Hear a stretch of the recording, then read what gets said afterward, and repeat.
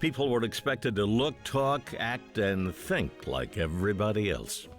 It was only a matter of time before that cracked up.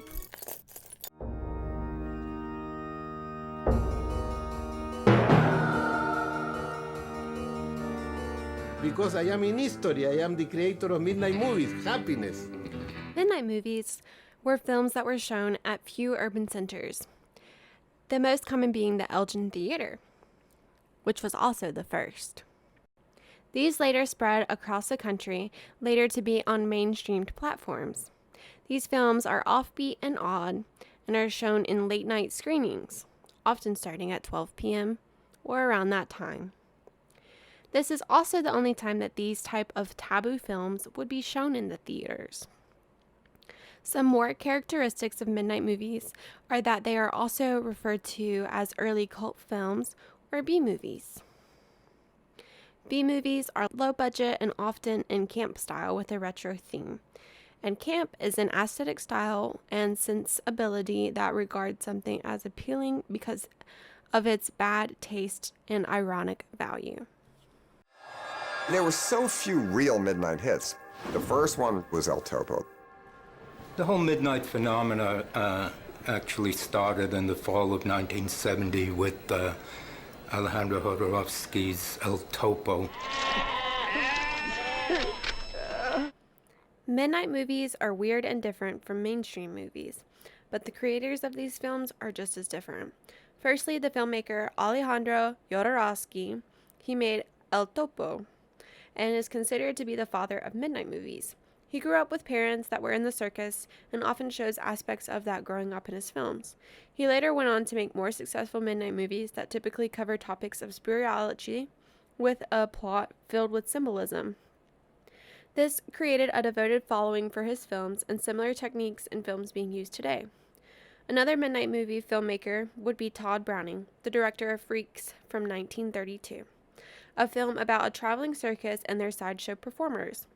Freaks received a lot of attention due to its film focusing on the circus members that were seen as outcasts and weirdos. Lastly, the creator of these films led to the cinema that we have today. Midnight movie transitions to Ruffy's black exploitation movies and a continuation of cult films. So with these films being so eccentric, who would go watch them? Well, they're not the type of films that your parents would want you to watch. Major film studios would not make these types of films because it was the naughty side of cinema that was only made available for the people by the people and not major studios. Many hippies and young adults watched these films and went in large groups or couples. These films had a dedicated following and people who went multiple times to see the movie. In many showings of Rocky Horror Picture Show, audience members showed up dressed as their favorite characters. Many people attended multiple times and knew the lyrics to the song and the lines and the dialogues. This furthered the love and appreciation of the film. Ben Barenholtz was the owner of the Elgin Theater. He was the first to say yes to the showing of El Topo in theaters. Barenholtz also made the space of a rundown theater attractive to young adults by condoning marijuana use during the film screening. This added to the culture and community around midnight movies. Always the marijuana cloud, always they give me cigarette of marijuana, always they applaud this. Was some kind like a ceremony, night ceremony. Midnight movies are an important part of film history. Not only the individual film's topics and the filmmakers, but how they changed cinema as a whole too.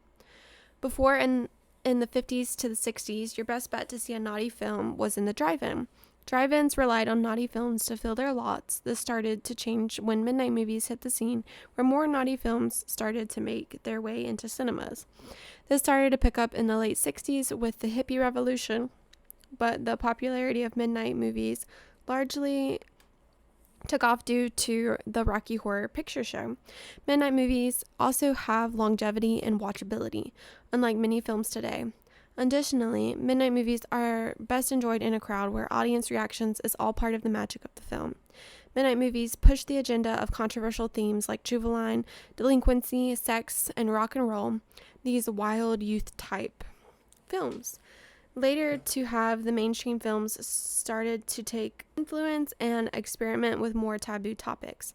Without the filmmakers that pushed the agenda, we would not have nearly as entertaining films. It would be a very Hallmark movie world. Midnight movies are largely connected to cult films, and cult films are films that have a dedicated following that has watched the film many times over, forming an elaborate subculture. Cult films and midnight movies are very intertwined, and most midnight movies were cult films. When they were released, the audiences were hesitant and unsure, but later became obsessed. One thing that is unique about cult films is that the audience makes it a cult film, and films cannot be made to be a cult film. This adds depth to the subculture with fandoms behind films that are able to have longevity. Without that, many of these films would be unwatchable and lost after decades pass. I am personally very happy that these films were preserved for us, and I have the ability to watch them many years later. Midnight movies and cult films hold depth in the roots of film. Check out one of these films if you have never seen one before. You will not regret it.